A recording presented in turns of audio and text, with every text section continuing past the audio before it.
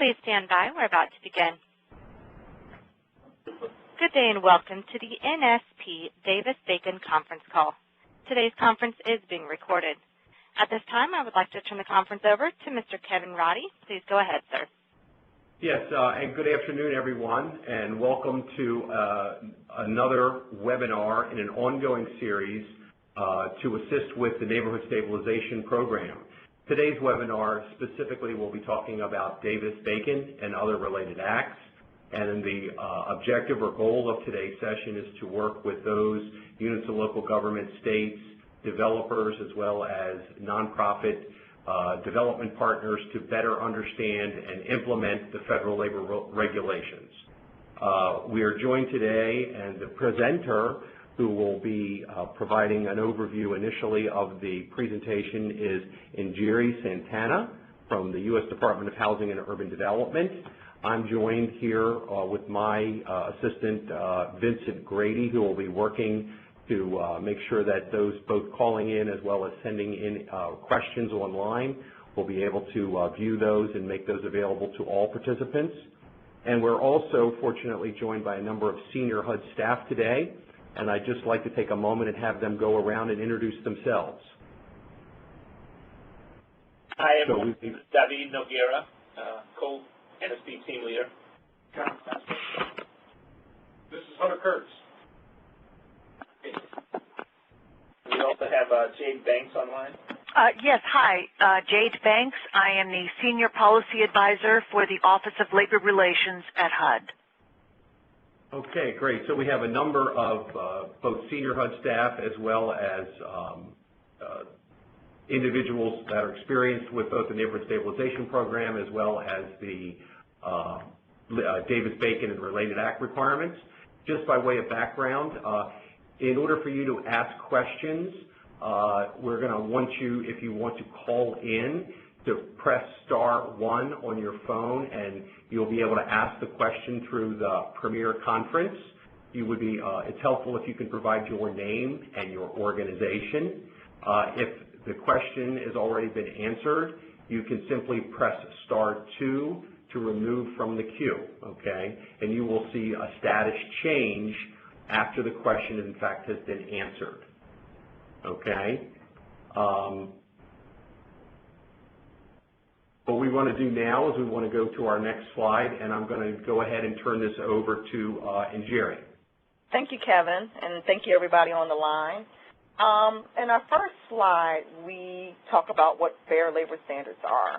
And the general purpose is to ensure proper payment of prevailing wages to laborers and mechanics employed on an NSP-assisted project. Those requirements are federal labor standards are not less than prevailing wage, wages paid at least once a week, and premium pay for overtime, and unauthorized deductions are prohibited. You'll notice in labor standards that we always talk about we talk about prevailing wages, and I wanted to go into the definition of what a prevailing wage is. And that is just a term that's used to provide, by a legislative effort to provide organized labor a fair chance to bid for governmental contracts. The federal law requires all employers engaged in performance of federal contracts to pay prevailing wages to their workers. And this ensures that non-union employees cannot gain an unfair bidding advantage by paying wages far below the union rate and passing the savings on to the government in lower bids. The prevailing wage is the basic wage plus any fringe benefits that may be listed for that classification. The employer must meet this total either in a combination of base wages and fringe benefits or pay the total in the base wage. And we just had two of our monitors out looking at one of our national grantees who found a finding, and it was based on the fringe benefit not being included with the base pay. So just wanted to make that clear. And Jerry, can I step in for a moment? This Sure. is Jade. I just want to clarify that Davis-Bacon is not necessarily about union wages. Okay. It's about prevailing wages. Okay. So the point of all of it is that an out-of-state or out-of-locality contractor would not be able to come in and bid on a job in an area where higher rates prevail, whether union or not. So what Davis-Bacon does, as you said, it establishes a level playing field so that all the contractors are bidding on the same wages, whether union or non-union, the same wages that prevail in that locality for the type of work performed. Thank you, Jade. You're welcome. Okay, the Davis-Bacon Act. The Davis-Bacon Act requires that payment of prevailing wages as determined by the Department of Labor. It provides a fair opportunity to compete in the federal programs funded by the federal government, and it prevents contractors from bidding below an area's prevailing wage. So Jay just pretty much provided that same information.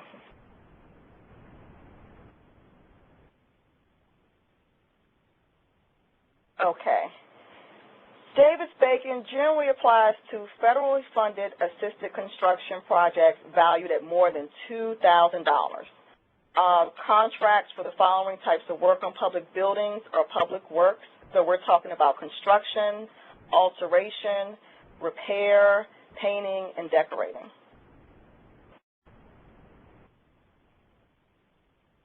And we have other labor laws. We have the Contract Work Hours and Safety Standards Act. Workers shall not work more than 40 hours per week unless they get overtime. And this only applies to the prime, and it has to go over a $100,000 threshold. And this requires contractors and some subcontractors on covered contracts to pay laborers and mechanics employed in the performance of the contract 1.5 times their basic rate. And then we have the Copeland Anti-Kickback Act, and that requires payment of wages at once a week, only permissible payroll deductions allowed. And we also have the Federal Labor Standards Act, and it sets the federal minimum wage and additional overtime requirements. Jake, did you want to add anything? Well, just two things. The QASA requirements have the Contract Work Hours Safety Standards Act. It applies to prime contracts greater than $100,000 and any subcontract let below that. The Davis-Bacon Act also requires payment of wages at least once a week. So there really is no way around the once-a-week payment. Okay, thank you. Okay, HUD has 5 key labor standards objectives. Apply federal labor standards properly, support contractor compliance through education and guidance, monitor contract performance, identify and follow up on underpayments, and pursue debarment against repeat violators.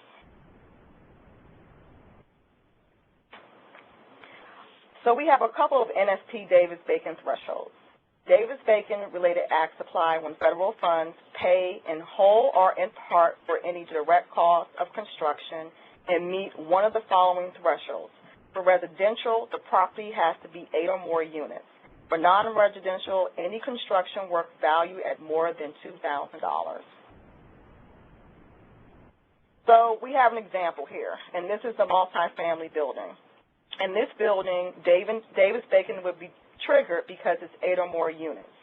If you do any rehab in this building that's over $2,000, it would trigger Davis-Bacon.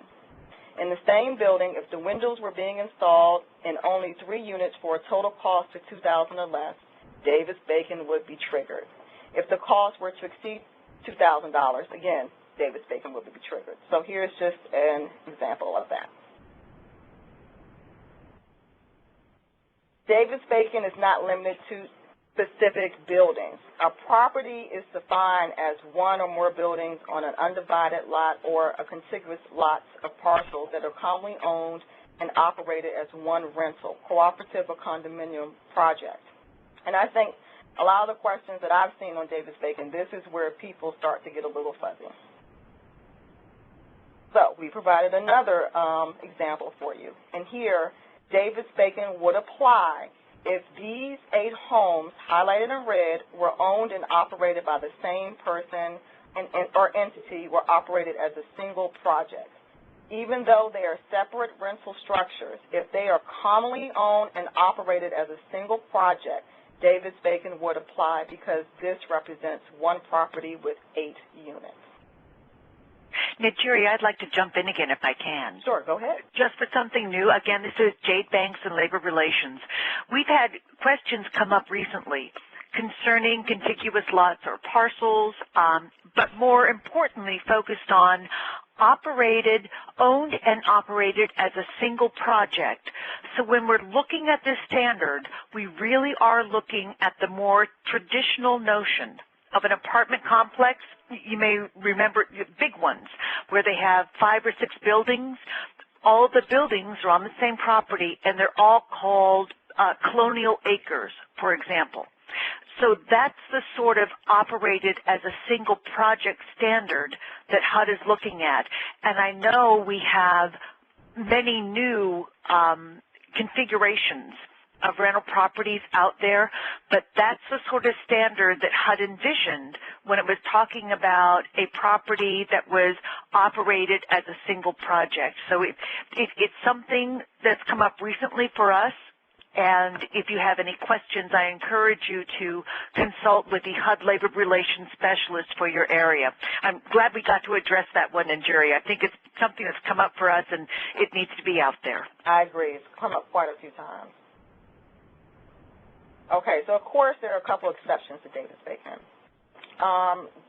It doesn't get triggered if there are construction costs, and this includes acquisition. I know for a lot of NSP grantees out there, they're just doing acquisition or financing, and if that is the case, it wouldn't trigger Davis-Bacon. Or if you have architectural engineering fees, legal or accounting service or real estate taxes, and it's a multifamily project, it wouldn't trigger Davis-Bacon. If you're using private funds to just rehabilitate or do construction, again, that would not trigger Davis-Bacon.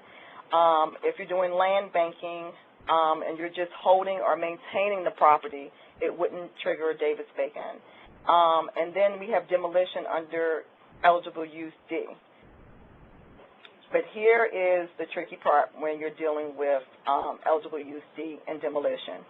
If the subsequent construction on the site is planned as part of the same contract, then it would kind of trigger it. And if there's any future project under another eligible activity, then Davis-Bacon will be triggered. But demolition is not considered to be part of the overall construction project and is not, and it is subject to Davis-Bacon.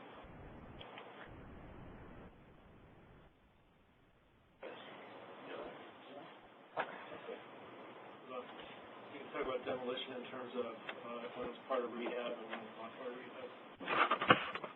Can we go ahead and go into that? So just one little refinement on that is that the Davis-Bacon doesn't apply for what you might consider a freestanding demolition, where you just come in and you tear down a building and you're not sure what you're going to do with it. But if you have a redevelopment planned and you're just doing the demolition and the redevelopment immediately follows it, in those cases it does apply. Do you want me to take that one, Jerry? Please. Go ahead. Okay, sure. Demolition is covered only when it may be followed, well, unless it's required by statute. And under the Housing and Community Development Act of 1974, it's not. So for NSP, demolition is covered only when it will be followed by covered construction work. So if what you are doing is eliminating some blighted buildings because they have become hazards for the neighborhood, you just tear them down, you've got no idea what's going on, or as Najiri mentioned earlier, you're land banking for the moment and you don't know what's going to follow, demolition is not covered.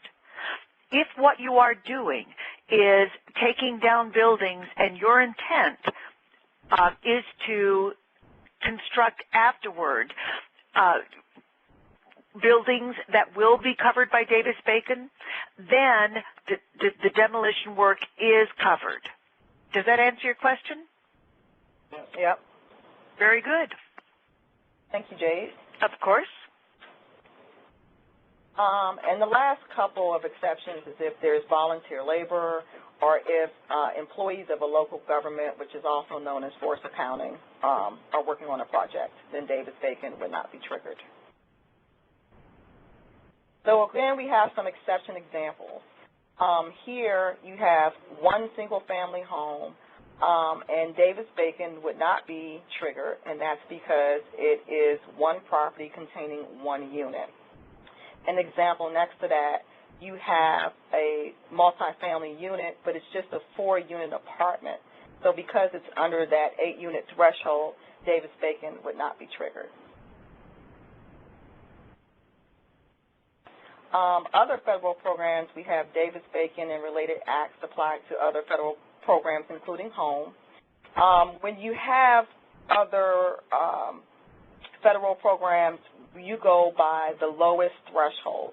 So if you have a project that is layered with home, NSP, or TCAP, it will be the lowest threshold will apply to that particular project. For home program, the construction contracts that contain 12 or more, 12 is their threshold. So if that's the case, you're going to go with NSP because it's 8 units. Do you want to add anything, Jade? Well, the only thing that I would add is that it's the higher of the two. And so if you have 12 or more home-assisted units but less than 8 CDBG units or NSP units, then Davis-Bacon would apply. So it's whatever threshold hits the highest or hits the standard. Okay. Very good. Thank you. Welcome. Okay. So another big issue is what are the responsibilities for the grantees when it comes to Davis-Bacon? You need to make sure that you designate an appropriate staff. You need to ensure that the bid documents, contracts, and subcontractors contain federal labor provision and applicable wage decisions.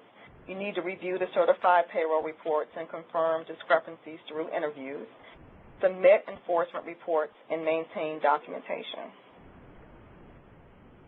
HUD has delegated the Labor Standards Administration and enforcement responsibilities to grantees. These responsibilities include designation of appropriate staff, that we just covered, and incorporation of all the Davis-Bacon wage decisions and labor standards. So that just basically means that you guys are responsible for overseeing Davis-Bacon. This is just a continuation of additional documents that the grantee needs to ensure that they have, and before construction documents, during construction documents, and after construction documents.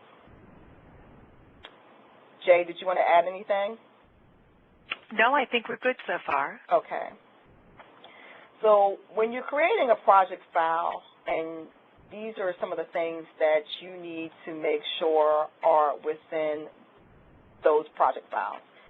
Some of those things include the contract award clearance, the prime contractor eligibility verification, pre-construction conference minutes, contract award dates, 100% compliance notice, final payment clearance, confirmation of final payment, wage decision, any additional classification, notice to proceed if applicable, correspondence to and from the contractor and subcontractor, escrow disbursement file, and contractor CPR file. Now I will jump in if I can. Okay. So what HUD wants you to know is that we don't prescribe any particular system for filing your documents. All we ask is that if we come in and say, well, how did you verify the contractor's eligibility? What documentation do you have for that? We ask that you be able to produce that documentation for us. But in terms of any particular format, you're welcome to use whatever works for you. The other thing that I would like to add as a subnote is HUD does not require grantees to conduct pre-construction conferences for Davis-Bacon. There are many, many reasons why you want to have a pre-construction conference. You want to talk about site visits, about drawdowns, about progress, about a lot of things. You don't need to cover Davis-Bacon in those pre-construction conferences. that's why we offer the contractor's guide to Davis-Bacon, so that you can set that time aside or use that time for something that might be more productive for you. So those are the things that I wanted to add on that one. Okay. Okay. We know that a lot of NSP grantees out there have subrecipients and/or developers, and you need to understand what their roles are within this. So a grantee is responsible for the compliance, but they may designate another party to assist. Also, a developer can be held responsible for Davis-Bacon compliance, provided that the appropriate language is in the agreement, and compliance issues will hold up payments to the contractor and thus potentially delaying projects. Another small thing that you need to remember is that if you have a developer who is also the contractor on the project, then they can't oversee the Davis-Bacon portion, because it's like the fox guarding the hen house.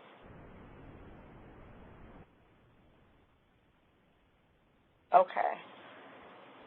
This is a definition of what is a wage determination. This is the DOL's definition, which is a list of wage rates and fringe benefits rates for each classification of laborers and mechanics determined by DOL to be prevailing in given area for a particular type of construction. Jay, did you want to say anything? I'm good so far. Okay. All right. If you need to find out where you want to get the wage you want to determine what the wage determination is for your particular area, here's a link that you can go to. You can also consult your HUD labor relations specialist if you're unsure about a type of decision.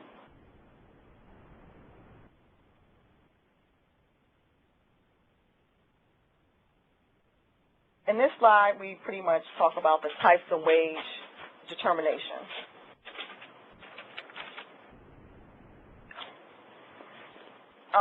And you have the general wage determination, which reflects the rates that are prevailing in a specific geographic area for a specific type of construction.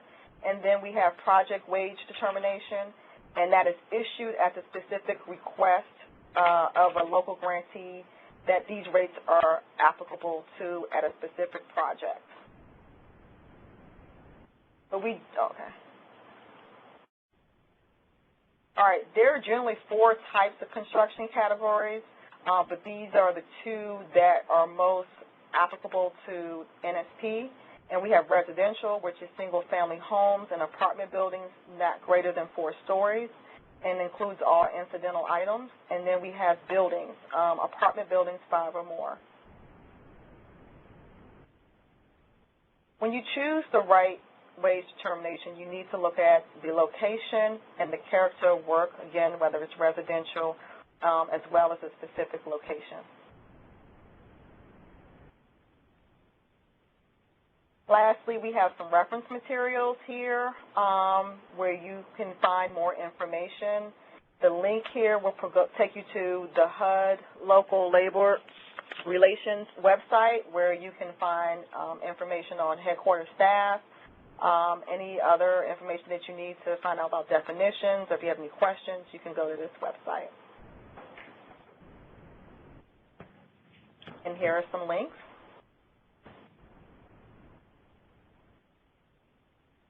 And that's it. So do we have any questions? Okay, well, and Jerry, thank you for that. And I think that was a very comprehensive review of those requirements. What we'd like to do now, as I indicated at the opening of the webinar, if you have a question, you can hit *1 and the operator will begin accepting calls. And we do have some questions. We'll go first to Evan Seiler with HPD. Please go ahead. Yes, you can hear me? Yes. Okay, great. Evan. How are you? We have a project that is receiving home funds, and it is under the 12-unit threshold, and it's being used for rehab purposes and new construction. And we wanted to use NSP funds as part of the acquisition, and just wanted to verify that since the NSP funds are being used for that CDBG purpose, that they wouldn't trigger Davis-Bacon. And Jerry, do you want me to come in on this one? I think I can go ahead. Go ahead. So if you're just going to go ahead and just use the NSP funds for acquisition, you're just acquiring the property, then no, Davis-Bacon would not be triggered. Yeah, I think where some grantees get caught up is when they use another source of funds to pay for the rehab, but then they're looking to reimburse themselves with NSP. Okay. Right? In that case, you know, it doesn't matter which source of funds you use. If you're looking to be reimbursed with NSP, then the Davis-Bacon rules would have applied anyway. Mm-hmm. Okay. So as long as that's not the case, I don't think you have an issue. Thank you very much. We'll go next to Jennifer Olson with the state of Montana. Please go ahead. Thanks for taking my question. I actually have two questions, and one is in regards to the demolition we were talking about earlier, and what we're doing with our NSP funds with one of our grantees is we are acquiring and then we're demolishing for the purposes of rebuilding later on as I guess a third activity. And my thought is, we had talked, I remember listening to one earlier, and maybe I just got lost in the earlier conversation of today's webinar, but how do we determine that area if that demolition work should apply when we're only doing 6 units? So in other words, I'm in a relatively small community, and I've purchased and actually had donated 6 properties. We've demolished about 3 of them, and we've rehabbed the other 3. Obviously the demolished ones we couldn't rehab, and so we're going to be rebuilding. Does that, I guess maybe as a hypothetical question, where does that contiguous lot, or how does that, if it's in the same area, on the same street with individual houses rather than a multifamily complex? Is that a consideration that I should be thinking of, or am I just misplaced in my thinking there? Are each of these houses, are they going to be, like, are you going to sell the homes, or are these going to be rentals? They're going to be sold. Okay. Then I don't think Davis-Bacon is going to be triggered because they're going to be each single individually operated homes, and it's under the 8 threshold, too, so it wouldn't trigger it. So let's say, hypothetically, if it's over that 8 threshold, no, would that, I mean, I guess my other question is, if I've got one property or maybe like 9 properties that are within a 4-block radius of each other, does that make a difference? Well, and again, these are going to be 8 separate single homes, correct? And you're going to sell them to individuals, correct? They're not going to Exactly. We've got an NSP3 project that could be heading in that direction. So I guess that's the other part. We haven't experienced it yet, but I've got another NSP project with NSP3 funds that will be heading in that direction. Then no, again, it wouldn't be triggered. Okay, doke. And then I just also have a question in regards to process. We do, and it's not specific to demolition, but just to Davis-Bacon in general, we have a contractor that potentially is looking to not pay the Davis-Bacon as listed on the certified payrolls, meaning that the Davis-Bacon wage determination shows the classification should be paid more than what the subcontractor is willing to pay. We've been working with the general contractor to rectify that. How I guess, what are the steps right now? We're working with the general contractor to do that. What are the steps that we should be looking at to move into a direction to make sure that they're paid? I'm not sure. Jay, could you help out on that one? Sure. First of all, if there is a classification on the applicable wage decision that covers the work that needs to be performed, then the employer really has no recourse. The contract has been awarded. I'm assuming from your description. Yep, it has been awarded. We're already in construction.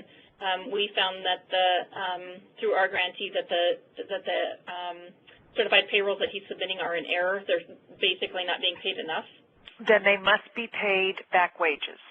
Okay. If he chooses to not pay restitution, then you need to contact your HUD labor relations specialist for your area. Okay. That becomes a very difficult situation that we would refer immediately to the Department of Labor. Okay. All righty. Very That's good. all my questions. Thank you so much. Okay, thank you. We'll go next to Gail Anderson with the City of Grand Rapids. Please go ahead. Hi, Gail. Hi. Hi.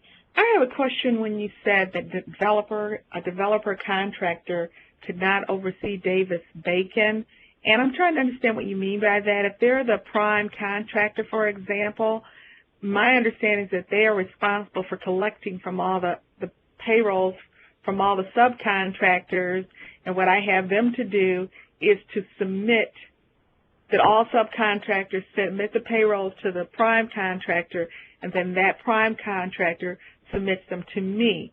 So when you say they can't oversee it, I'm trying to understand what you mean by that. When some of our NSP grantees, the developer has a dual role, and they're playing the role of the developer and they're playing the role of the contractor. Correct. Right. That's what I'm, So you're saying that the subcontractors under that developer contractor cannot submit their certified payrolls to the contractor who's acting as developer and contractor, and for them to send them to me? Yes, that's what I'm saying. So who would they go to? Let me jump in, if I may. I think our point there is that HUD has delegated to many of its grantees and other program participants the responsibility for labor standards, administration, and enforcement. Mm-hmm. And some of our grantees and participants may have sub-grantees, sub-participants, for lack of a better word, where the HUD grantee says, okay, I am going to delegate to you, delegate further down, this responsibility for labor standards administration. Oh, for compliance. Exactly. Okay, so then they could still submit them to me because I'm doing the compliance. They absolutely better. They are That's still what I was viable. Okay, that's what I was trying to. I thought that's where you were going. So that's where we are. Okay, and then I did have a second question too, is that recently, just a couple weeks ago, I had someone calling complaining. I've got to investigate that a little bit more, actually making a complaint. Is there a formal paper that they need to fill out, or do I just collect the information and then contact my labor relations specialist with the complaint? There is no particular form they need to fill out. All they need to do is make contact. And if you believe that their complaint is worthy of follow-up, because you may find, well, you say that you're getting $12 an hour, but the wage decision requires $10, you've got no complaint. So, and of course, that's a very low-ball sort of example. But if they present a complaint to you, they don't have to fill out anything. They just need to go ahead. Well, I was going to say the problem I'm having is that I have a project where several of the contractors or subcontractors have used temporary services like skilled trades, something I forgot. Labor Ready? No, it's one called Skilled Trades, whatever, I forgot the name, and Tradesman International. In fact, I got them mixed up. But when I went out and I interviewed every employee from that contractor to hear their story also, and one of the employees, I haven't had a chance to, it was so many, something I'm working on, one of the employees indicated that after he looked at his contract through that temporary labor, whatever group you call it, that in the contract it says, because I think the problem was that the individuals were not being paid their fringes. But according to another employee, he said he thought so too until he looked at his contract. His contract states that these fringes are put into some type of plan, and that when they quit working for that temporary labor, they're sort of like the employee, then within 90 days they would get all of that money cash. So from my perspective, in that case, they're not in non-compliance because they will get their money. Number one, any fringe benefit plan that does not meet the standard set out in DOL regulation, Department of Labor regs, they need to be approved by the Department of Labor. A caveat to that is that there are many new fringe benefit plans that have emerged on the market. Correct. I'm running into so many, I don't know what to do about it. There you go. Okay, so you're hitting on something that's a pretty live nerve for all of us right now. None of those plans fit the traditional description in DOL regs. All of those plans need to go to the Department of Labor and get approval. So if they can't give me evidence that it was approved by the Department of Labor, you don't recognize it. Then I can't recognize it. And that is what I'm running into so many. Now we need 3 people to catch up with all the people doing that now. I know. And they call it profit sharing. They call it other little things. One guy told me today that his employer only puts their fringes into a it's not a 401k, but something like a 401k. Gave me the name. I wrote it down. I don't have it in front of me, but he can't get it until he's 62. And the only time the employer puts it in there is when he's working on a prevailing job. Got if it. It's not prevailing, then he's not putting it in there. That sounds fishy to me. That's a problem. So what they need to do is they need to produce for you evidence that the Department of Labor has approved their fringe benefit plan. Otherwise, they are not claiming a legitimate fringe. And my position on that one is you assess against them the amount of the fringe they claim until they can produce that evidence. Does that make sense to you? Yes, it makes sense. So then what I would do is send them a list of what I normally do, a letter, basically tell them that they owe restitution unless they can show evidence that their plan is approved. Exactly. Is that what you're telling me? That's what I'm telling you, and I would also suggest that you give them a time frame in which to respond. Correct. Okay. I think we're good. Okay. And that's something that's coming up all over the place, so I'm glad you raised the question. Yeah, that would be nice to have a little form or something for us to fill out with the company's name or give them to send to you and you stamp. I don't have that one right now. I don't have that one right now, but Okay, thanks very much. You're welcome. Okay, operator, we're going to look at a question that was sent in online, and this is from Joe Honeycutt. And Joe had a question, or actually a 2-part question. The first was regarding volunteers. His question is regarding the names of volunteers. He seems to recall that those names need to be sent to the local HUD office. From what I understand is that volunteers are not, they don't trigger Davis-Bacon, so I don't think their names have to be sent to the local HUD office. Okay. It's Jade again. Sorry. If the volunteers are receiving no compensation, then the entity bringing the volunteers onto the job site, they need to keep records. They need to demonstrate that, well, those 12 people here on my job site were not paid workers. They were volunteers, and they came on, and we didn't pay them a thing. If the volunteers are receiving nominal benefits or other expenses, then the names of those first of all, the agency needs to get approval from HUD to pay those benefits or nominal fees, and the agency needs to keep track of the names of those persons that are volunteering. And the reason that we say that is not to be overbearing, but to protect the agency so that if somebody goes by and says, hey, I saw 12 people out on that job site and the payrolls for that day show nobody, then the agency can go back and say, well, those were volunteers and they were doing this sort of work.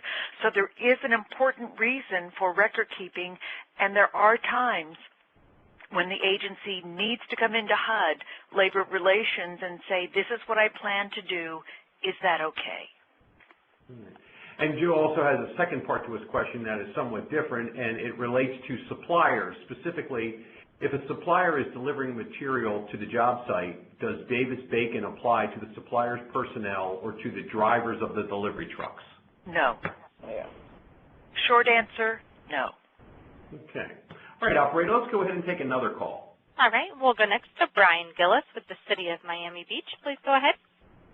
Hi, could you please tell me how often we should do interviews and how many interviews we should do? That's a good question. I would think I would try to as often, maybe every quarter, you're going out there. Jay, do you have any suggestions? Yeah, I do. What HUD suggests, there are only so many interviews we're going to be able to conduct in any time. DOL regulations don't tell us how many interviews or how often to conduct them. Well, if we have limited resources, HUD says, let's get the best out of those resources. So if you're going out there, rather than doing interviews willy-nilly across the job site, HUD suggests go get a good story.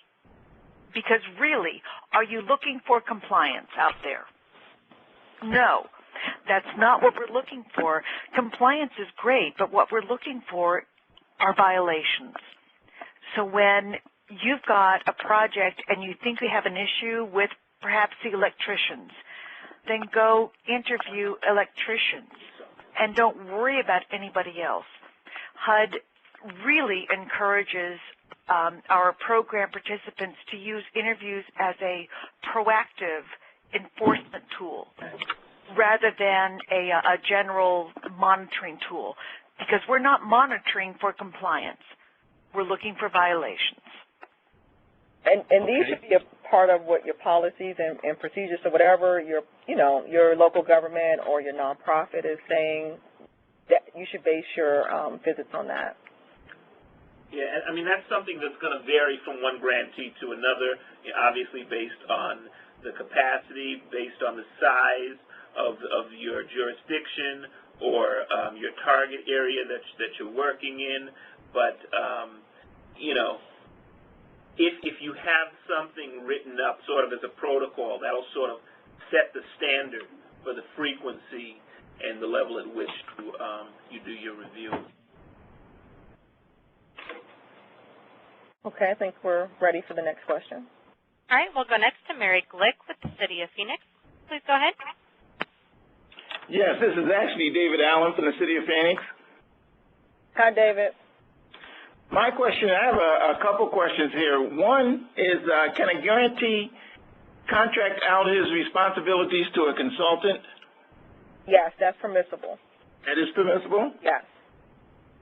Okay, my second question is, if you have 8 units in a contiguous lot, and that triggers Davis-Bacon, correct? Yes, and it's owned and operated. It's owned and operated, but the primary, when all the construction is done, they will be sold as single-family homes, not as you say here. So it's not going to be like a rental unit. It's not going to be rental housing. It's going to be just you're going to eventually sell these as separate properties to individual potential homeowners. Yes, correct. Okay, and you're asking if that would trigger Davis-Bacon. Right, because you said earlier, you answered a previous person's question. Your caveat was it be a rental or condominium after construction? But we're doing blocks of houses under one contract, and there will be 8 contiguous units.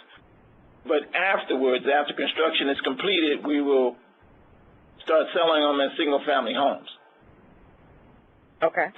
Now, go ahead. I was a little confused by your answer before. And you were confused by the answer that I gave the previous caller, yes. Right.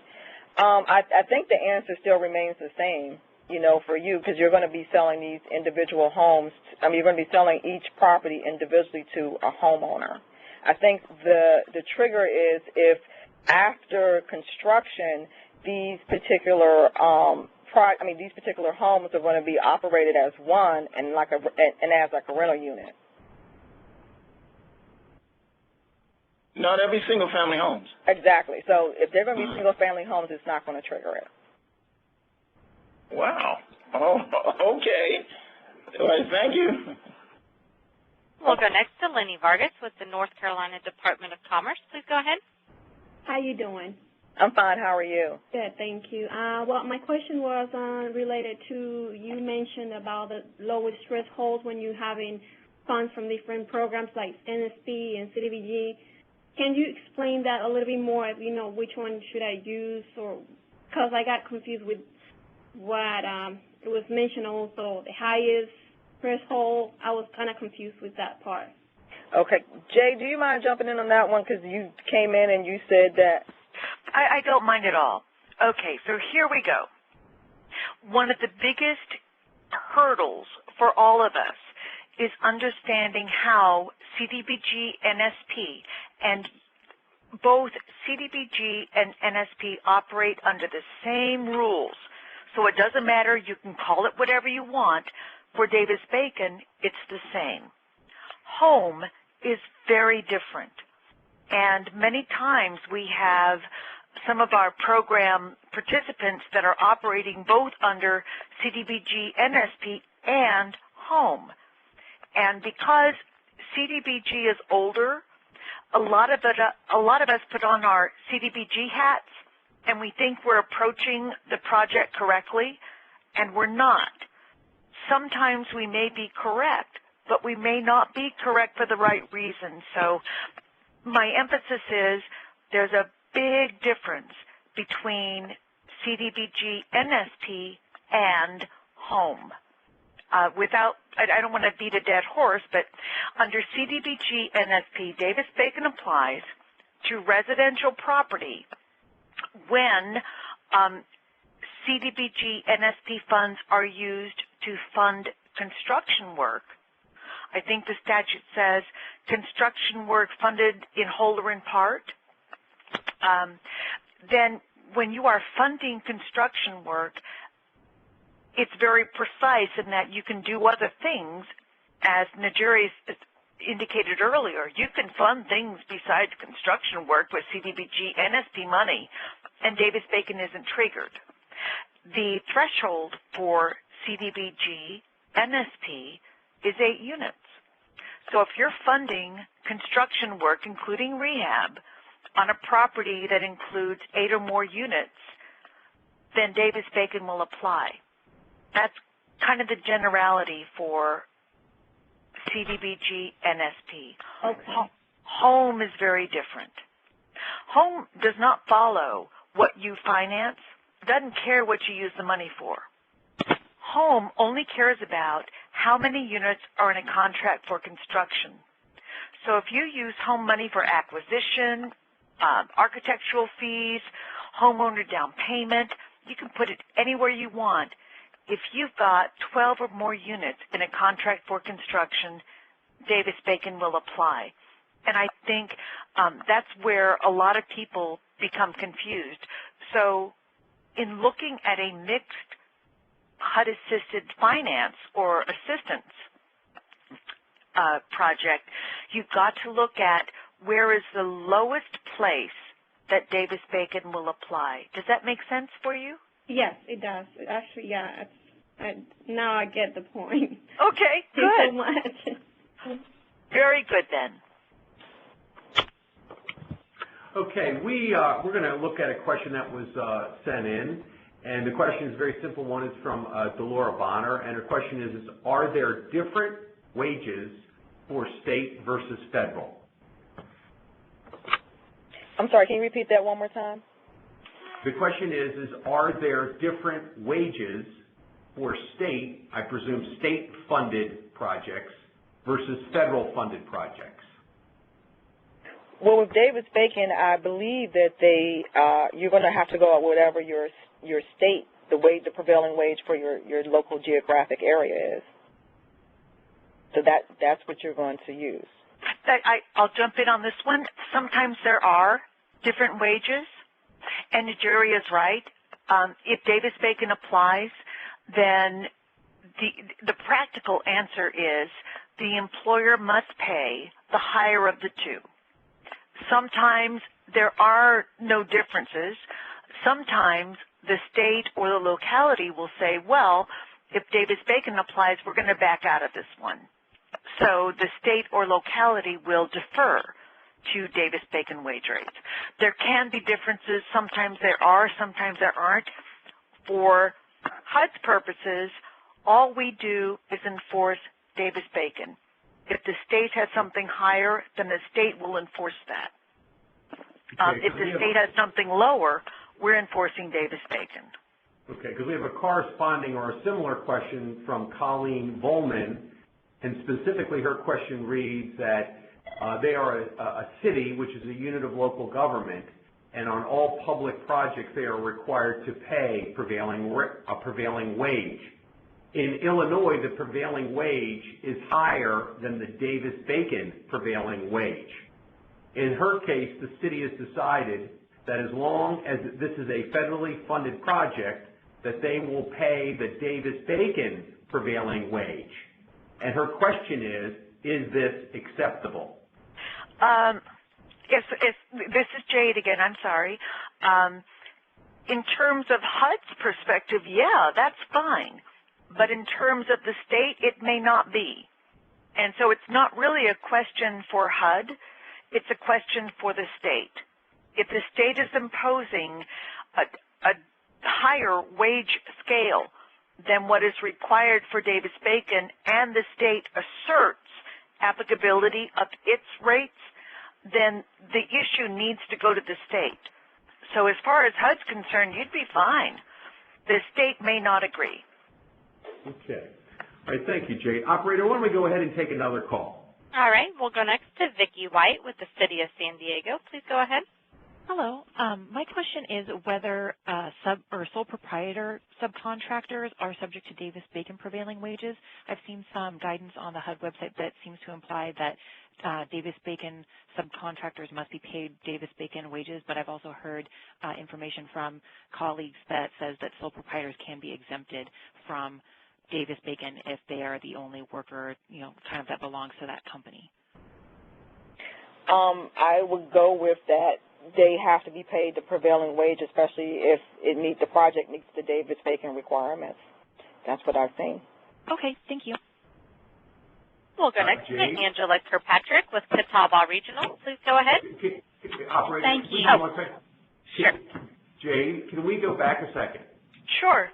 To that prior caller's question, I think she was asking the question related to what we would term owner-operator. Right. And I think you may want to elaborate a little bit on and where additional information could be available. I'd be happy to. HUD has put out a policy letter. It's Labor Relations Letter 9601. It's available at our website, and I know that the PowerPoint gave you our website address, but I'll repeat it here for your convenience.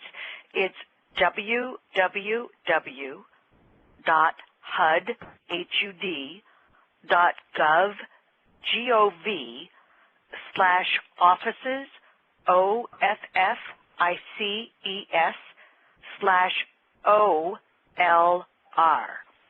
If you go there and look at the library, you will find a category called Labor Relations Letters.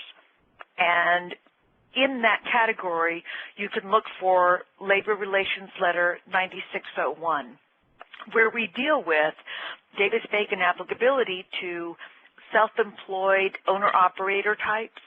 The statute and the regulations both say that all laborers and mechanics employed on the side of the work, and this is, of course, assuming Davis-Bacon applicability, must be paid no less than the prevailing wage rate, skipping ahead a couple of dots, regardless of any contractual relationship alleged to exist. So from HUD's perspective, it doesn't matter to us whether they are sole proprietors, owner-operators, self-employed. It doesn't matter. What matters is, are they a laborer or are they performing the work of a laborer or mechanic? And if they are, they're entitled to prevailing wages. That's not part of HUD policy. That's just statutory, it's regulatory. HUD policy goes to who may certify to the payment of their wages. So HUD does not allow individuals to certify to the payment of their own wages. We require them to be carried on the payroll of whoever brought them on the job site. So, for example, if I'm a prime contractor and I contract with Kevin, and he's going to be my sub, and he's a sole proprietor, he has no employees, he's just going to submit a payroll on his own? HUD says no. I have to carry Kevin on my payroll as a worker under my employment, and that is not to say federal tax, Social Security tax, that kind of employment, but I brought Kevin on this job site. He is doing this particular work, and this work requires this wage per hour. I've got to carry Kevin on my payroll report, showing that I paid him no less than the required wage for the kind of work he performs, for the hours that he worked every single week. And if there's some, if Kevin and I need to settle up at the end of the month because his draw says he earned more, well, fine, then I need to settle up. But that's what my payroll needs to show. So it's not about whether sole proprietors, owner-operators, self-employed people are entitled to prevailing wages. It's about who can certify to the payment of their prevailing wages. Does that clarify things for everybody? Jade, and just related, we had a question come in also relative to piecework, and I believe that 9601 also addresses piecework. So if you wouldn't mind just talking a little bit about that. Absolutely. Piecework is not a bad thing. Let's start there. Piecework is out in the industry. We recognize it. It's not a bad thing. A lot of people thrive on piecework. But what happens in a Davis-Bacon environment is that the piecework earnings need to get converted into an hourly rate. So on a weekly basis, we require employers to calculate an equivalent rate or an hourly rate based on the earnings of each employee for that week based on their piecework rate, whatever it is. And I'm just throwing out numbers because I don't know. $100 a window, or 50 cents a square foot, or $1 per linear foot, whatever that rate is, they've got to take that earning and divide it by the number of hours actually worked, and they come up with an effective hourly rate. That rate can change from week to week. HUD doesn't care. But that rate cannot be less than what is on the applicable wage decision for that work classification. So piece rate is okay. It just requires accurate record keeping, not only in terms of the work that was produced, but also in terms of the hours that that person spent producing the work, and a calculation of an effective hourly rate. Okay, thank you. Operator, let's go ahead and take another call. All right, we'll go back to Angela Kirkpatrick with Catawba Regional. Please go ahead. Thank you. I have two questions. My first question is regarding when Davis-Bacon is triggered, and say I've got two main contractors for a job, and one of those has two subcontractors, and one of those subcontractors has another subcontractor. How far down the line is Davis-Bacon triggered? Do I need to be monitoring all of the subcontractors of the subcontractor? Yes, you do need to monitor all the subcontractors of the subcontractors. If they are being paid based on an NSP property that triggered Davis-Bacon, that's what they would need to do. Okay, so if they're working on the job, basically, then they have to be monitored. Right. Okay. All right, my second question is regarding interviews. When I've done interviews and then comparing them to the payrolls, some employees are they're working maybe they receive two wages. One is a driver and then maybe one is an operator. And so then those rates are combined on the payroll to figure out their average rate or their overtime hours for that week. What is the best way? Do I just note on the payrolls?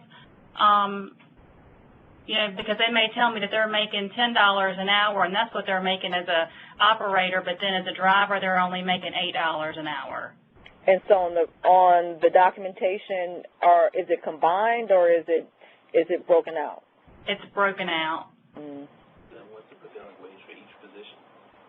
Okay. So in the prevailing wage for each position, they're meeting that with the driver and as being the operator? Yeah, I mean their wages are fine, for each one. They're meeting that, but they may say that they're making $10 an hour, but they're not getting me both of their wages. Does that matter? Okay, is this just in an interview that you're finding this, or how did you find out they're not giving you all the information? In the interview, when I asked them, what is your hourly rate, if they say $10 an hour, they may be getting paid $10 an hour for one job, but not for the other job. Okay, so there's no documentation that the second job that they are doing, they're getting paid a prevailing wage for? That's correct. Okay. So yeah, you would need records for both of the jobs that they're performing, and if they're not, and if in the interview if they're saying that they're doing the second job and you don't see documentation for it, then if you don't find it, then that could be a potential violation. Okay. Right. All right. Thank you. Okay. Thank you. Mhm. We'll go next to Ann Cheney with Commonwealth of Kentucky. Please go ahead. Can you hear me okay? Yes. How are you doing, Ann? Oh, doing fine. How are you all today? We're doing good. I think I'm going to ask a question that strikes fear into many of our hearts, but we're all afraid to ask it. What happens if we fund an agency and they are, I'm just going to give you an example, I guess, or create an example. They are doing acquisition rehab of they're doing acquisition of vacant, foreclosed subdivision lots, so they're contiguous.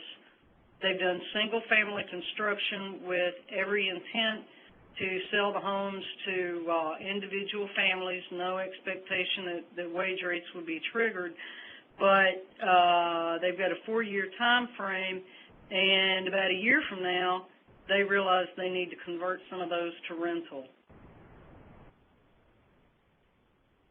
That is you want me to jump in here? Yeah, I don't know how that.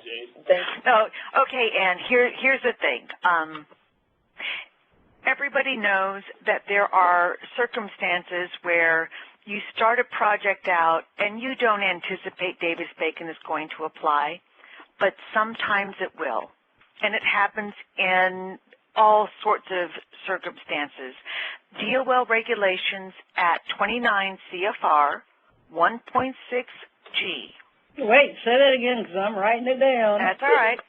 29 CFR 1.6G. And I'm going to paraphrase. It pretty much says, well, if you're going to be, if you have a project and Davis-Bacon money comes in after construction start and first of all, let me back up. Davis-Bacon money comes in after construction start. The default is you go back and you apply Davis-Bacon to start of construction, except, and this is where I'm focusing, except that if it can be demonstrated to the satisfaction of the wage and hour administrator that, well, we didn't know Davis-Bacon was coming in here. We didn't plan on it. Something just happened, and now we've got Davis-Bacon money. And it would be unjust or an undue hardship for us to go back and figure out, oh, my goodness, how do we pay people from start construction? If we can make that demonstration to the Department of Labor, then they will allow us to apply Davis-Bacon from the approval of federal funding, the Davis-Bacon money. Well, because the issue here is that we have tension between the proposed activity, okay, and I'm sure other people are running into this as well. Okay. If they haven't, they will. You've got folks that are doing single-family production where wage rates do not apply. Got it. But then under our grant agreement with HUD, we are constrained by a 4-year expenditure time frame, and certainly I think HUD would like to see the units occupied by the end of that 4 years as well. Okay. We've got an ever-declining housing market with ever-tightening credit standards, and so I suspect the closer we get to the end of the 4-year NSP-1 program period, the more folks are going to be looking at units. Turning them into rentals. Or into lease purchase, which is a fuzzy gray area because those are under common ownership but intended for sale to individual families. I think we can work with you on those. I think we will find that the work is done. There's no construction work left, correct? Right. Okay. So even if we got the approval from DOL, they would say, well, apply Davis-Bacon from this date forward. Well, this date forward, kind of like we got no construction work to do anymore. So we can work with you on that one, and for any other NSP provider in a similar situation, we know times have changed. DOL knows it too, and we can work with you on that one and make it work for you. Okay, well, I sure do appreciate that. Thank you very much. You're welcome. We'll go next to Dave West with the City of Cedar Rapids. Please go ahead. Hi, Dave. Hello. Just had a question about demolition. When a property has been demoed with CDBG funds, but you've got ongoing maintenance and landscaping that's going to be going on, would Davis-Bacon apply there? And your intention is not to do any type of redevelopment on the property, correct? Not at this point. Okay. Then no, Davis-Bacon would not be triggered.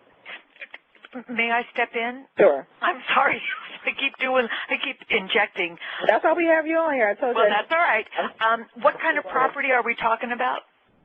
Basically, it's a property that had been damaged in the flood that we had here, and so we've had funds purchase the property, and CDBG funds purchase the property, and then obviously, as time goes on, the properties have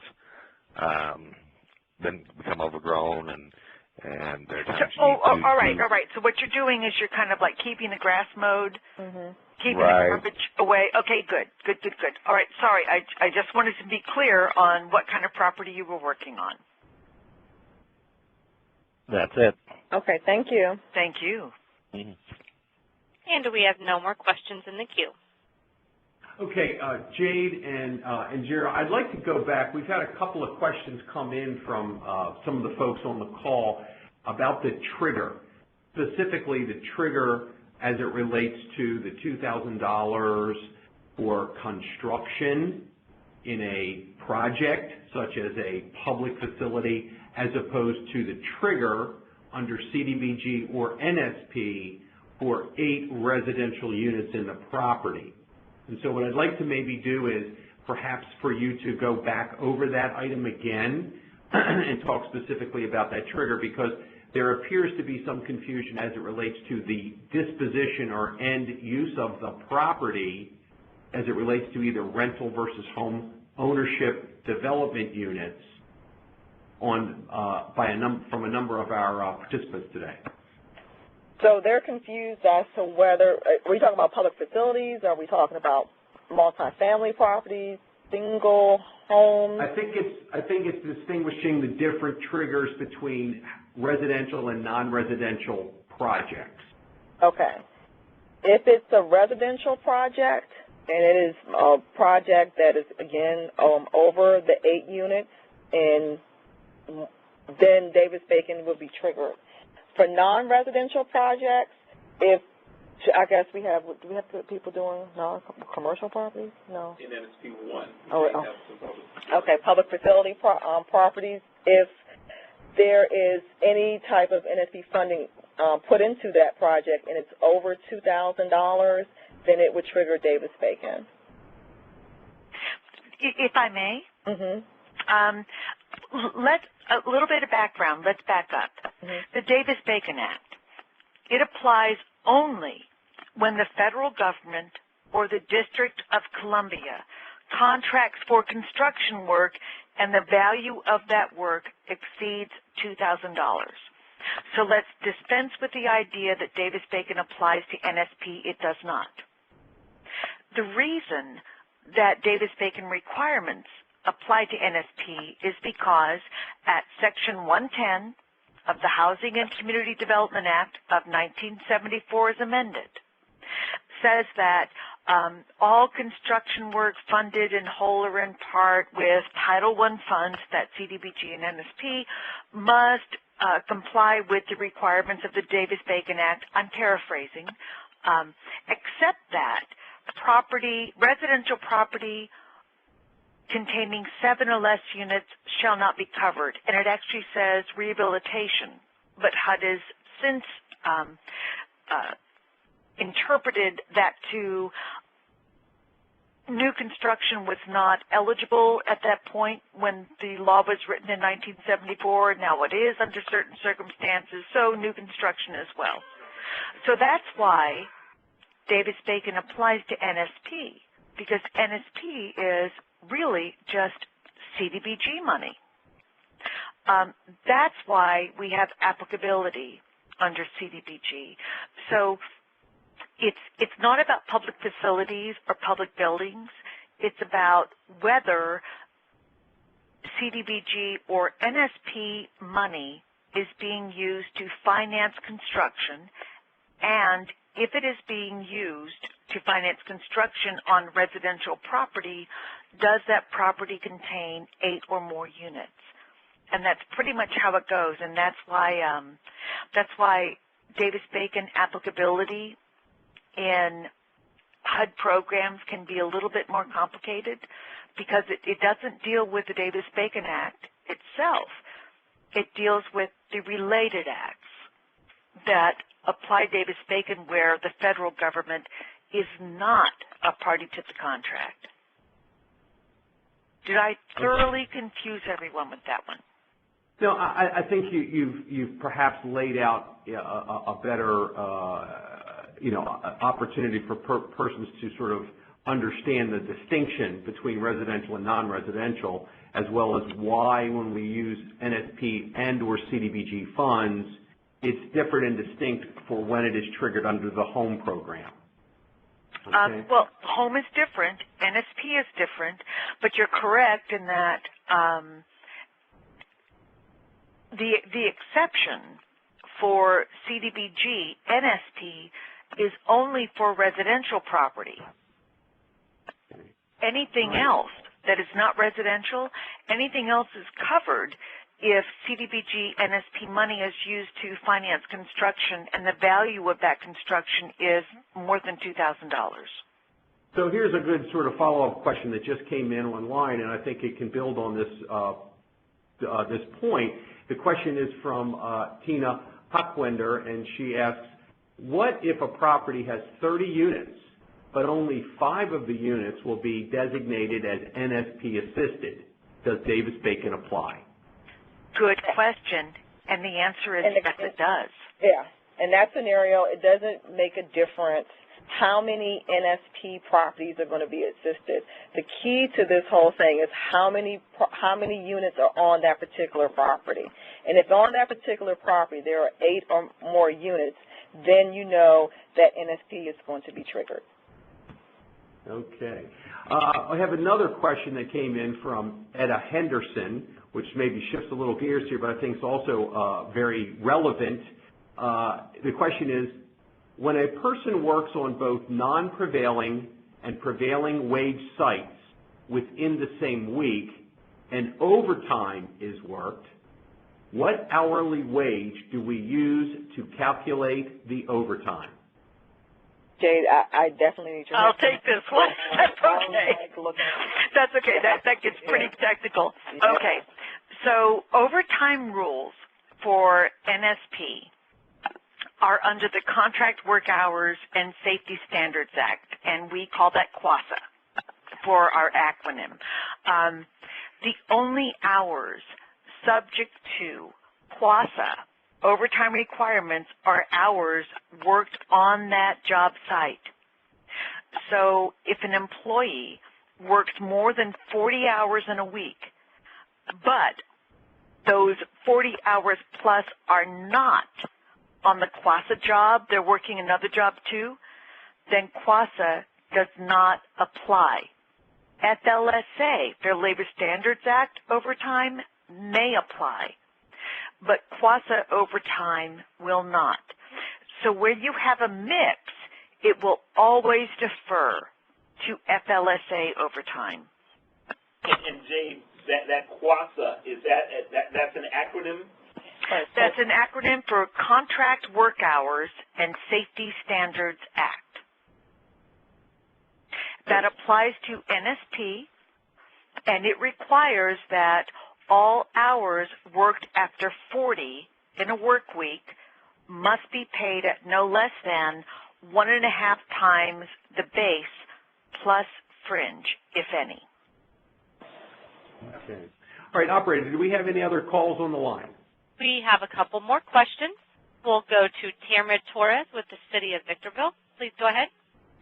Hi, yes. I had a question regarding the rental and labor for fencing, for temporary fencing for when we acquire a property under the acquisition, rehab, resale, and we're getting ready for the process for demolition. And we have rental of fencing to secure the property. The rental, we understand the labor in this case is covered. The rental cost of the fencing itself, would that be a cover Davis-Bacon? So would we take the overall contract, and even though, and here's the reason why, is the cost of the installing of the temporary fencing is under the $2,000. But the rental cost, because we aren't aware of if it's going to be 3 months or 6 months, 5 months until we go through the entire procurement process for the demolition. Would that be, how would we, take that? Is that the whole project, the whole cost of the rental and the installation of the fencing that would be covered? To be honest with you, I'm not sure about that. As I understand it, Jay, the Davis-Bacon applies to rehabilitation. Yes. That's correct. So what I would want to know in this circumstance is, what is the plan for the rental units? They're occupied at this point, but you're going to put up a fence for a future construction site? No, this is for demolition. For demolition. Okay, so what's going to follow the demolition? It's going to be land bank at this point in time until for future development. It's not going to be covered. Not going to be covered. Okay. If the fencing is in anticipation, and is that part of the demolition contract? At this point, no, because we're going to start the procurement process for the demolition. We haven't started, so we have to do all of our, preparing the RFP and all of that, the solicitation and all of that. So at this point, it's not. So we're getting, bids, and the response has been, we weren't sure to add, and we requested both information about, prevailing wage and with Davis-Bacon and without Davis-Bacon. Yeah. Cost, and the cost of the labor in either case it's less under the threshold of the $2,000, but the rental of the fencing exceeds that amount. Can we take this offline? Sure. I think it's not going to fit a typical situation. Right. And I'm not sure how I think I would need more information from you that might be relevant for the rest of the people online. Okay. May I give you my phone number? Please. Why don't we do that separately? Very good. Very good. Thank you very much, Kevin. Okay. If you could submit a question into the Ask Question box, via the Ask Question box, we'll be sure to funnel it to Jay. Okay. Right now, I'm having trouble. I'm not on the I'm on the conference call, but not on the live web. I'm having trouble reaching it. I haven't been able to get into. So I do have the slides, but and I can add it in the survey. Okay. If you go into the NSP Resource Exchange, we have an link to ask a question, and you can just submit that particular question, and just also put in there that you spoke to Jade on the webinar, you're following up, and we'll make sure that it gets directly to Jade. That'll be great. Okay. Excellent. Thank you very much. Thank you. You're welcome. Okay. All right, operator, do we have another call? We do have one more question. We'll go next to Gail Anderson with the City of Grand Rapids. Hi, Gail. Hi, it's me again. On this overtime, my understanding is that when you work a job that is Davis-Bacon or has a prevailing wage rate in another job and you reach the 40-hour threshold, that contractors can use the blended rate to calculate the overtime. Have you heard of that? No, I haven't heard of that, Jade. Oh, dang it. Your name again is? Gail Anderson. Gail. Well, Gail, thank you for ruining my afternoon. I'm kidding, of course. There is that concept of a blended rate. And if you go to the Department of Labor's website and their prevailing wage conference book, you'll find instructions for the blended rate. So they can use the blended rate, because that's what I was asking, because I have seen contractors that do that. If they follow the Department of Labor's guidance, they can't use a blended rate in terms of, oh, well, most of their work was over here, and so I'm not paying it there. But I'm almost thinking, Gail, that blended rate would refer only to Fair Labor Standards Act overtime, because QASA, that Contractors Work Hours Standards Act, that is only applicable to work performed on the job site. Oh, okay. Okay, but under the Fair Labor Standards Act, then they could for the overtime. I think that's where the question was. They could use a blended rate. I don't have it in front of me. Right. Just a little guide on calculating that blended rate. Right. But also the conference that you were referring to, could you direct me to that, and I can look at it another aspect too. But I do have one little sheet with something. I don't have that right now, but if I could ask a favor of Kevin and Jerry and everybody else. Sure.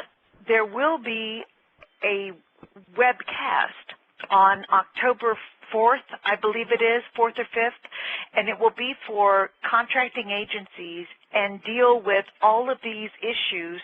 It will represent in a distilled version the prevailing wage conferences.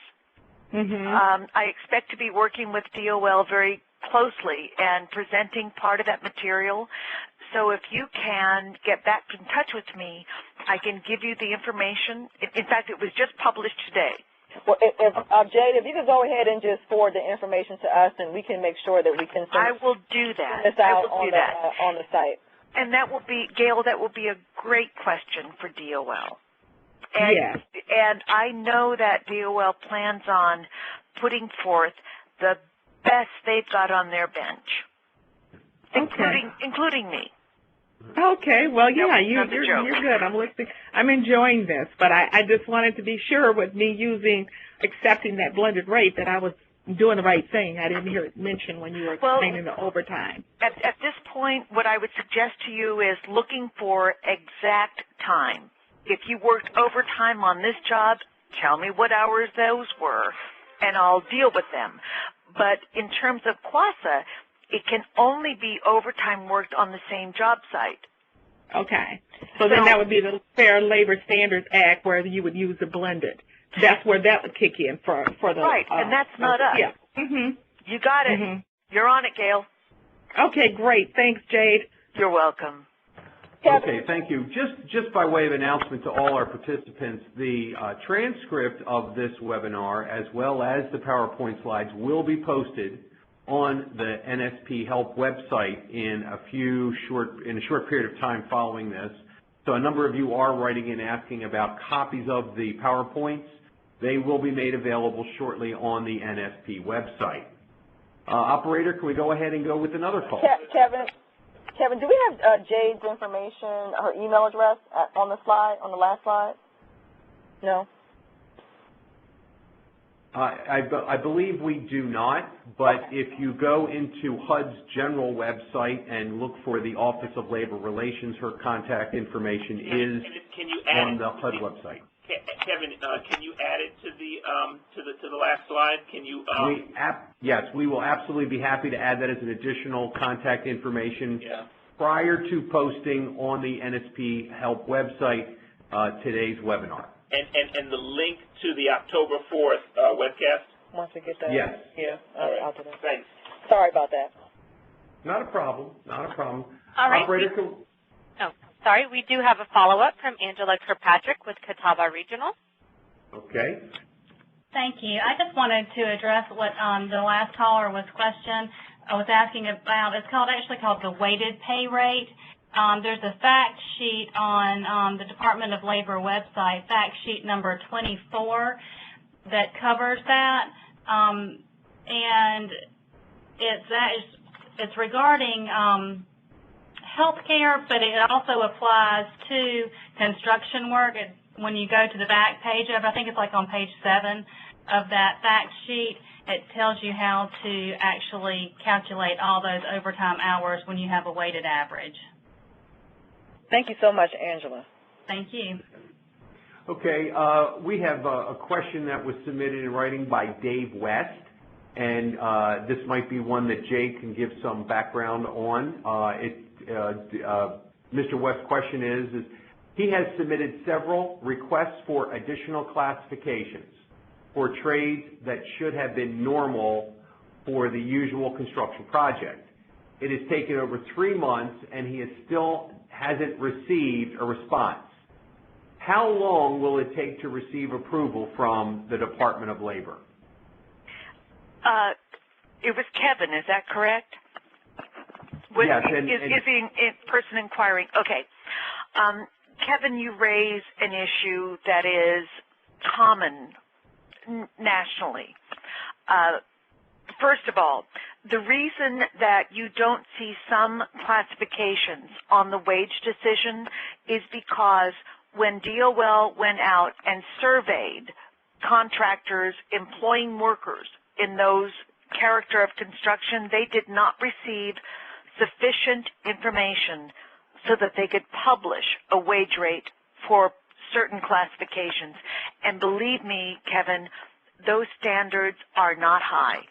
They're very generous in terms of the amount of information that DOL will accept that will permit it to issue a prevailing wage. You can add classifications, as you know, only after contract award.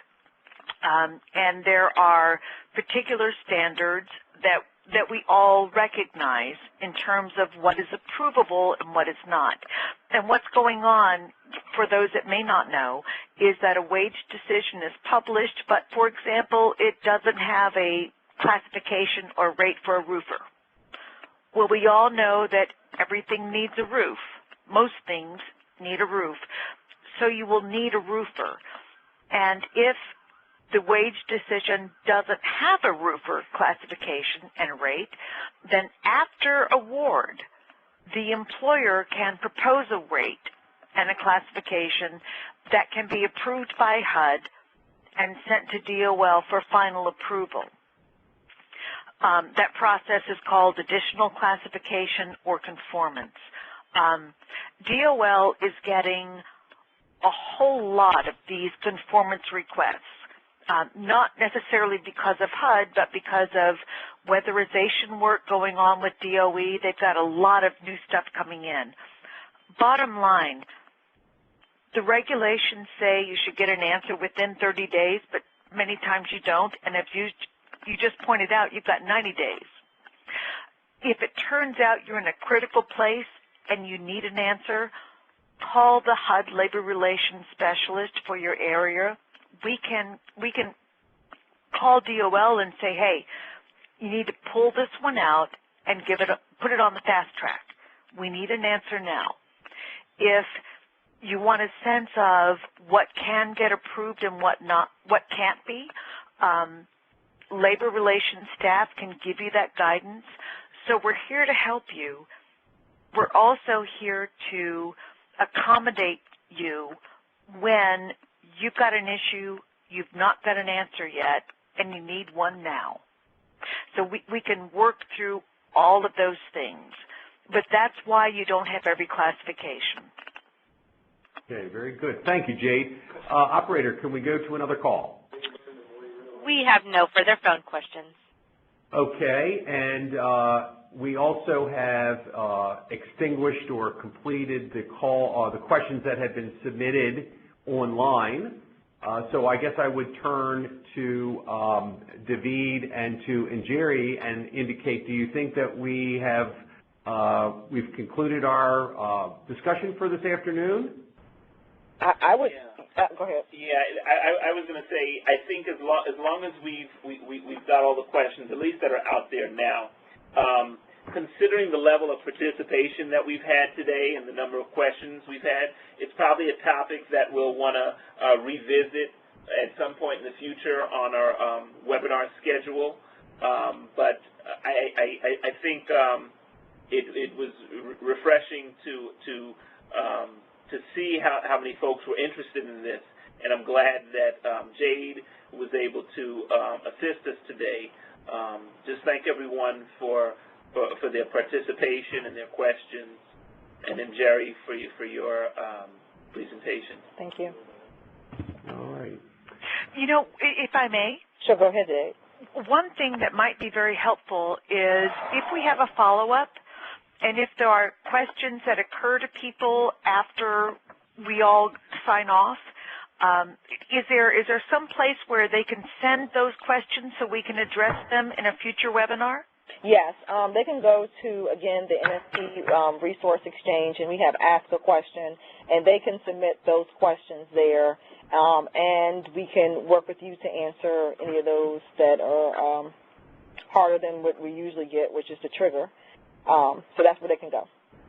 That'll be great, because like I was talking earlier, we've had new circumstances questioning what is a single project operated, and you know it's only come up recently, and it's because of the fluid nature of our housing situation. Right. So I think it would be helpful to know what things are on people's minds, agencies' minds, so that we can prepare ourselves to respond. I think that's a great idea. Thank you. Wonderful. Yes. And Jade, I want to thank you for your participation, and Njeri as well as David. And having said that, I think we are pretty much ready to conclude. Okay. So, operator, thank you very much, and we are now ready to sign off. One last thing, though, is there is a feedback through what is known as SurveyMonkey, and we would ask the participants today if they could take a moment or two and to participate in some feedback for this webinar, and it will help us as we continue to move forward and continue to present a number of important topics and areas of discussion as we work together through the Neighborhood Stabilization Program. Kevin, we have one more thing from Hunter. Hey, Kevin. I just wanted to remind everyone that next week on Tuesday we're going to be having the final of our summer, I guess now fall, Greatest Hits series. We're going to be doing the lease purchase webinar on Tuesday the 20th. Then we'll have a little break because a lot of us are going to be traveling, and we'll start up again that following in 2 weeks' time. Okay. So thank you all. Thank you, Hunter. And operator, that will bring us to a conclusion the webinar for today. Thank you. Ladies and gentlemen, that does conclude today's conference. We thank you for your participation.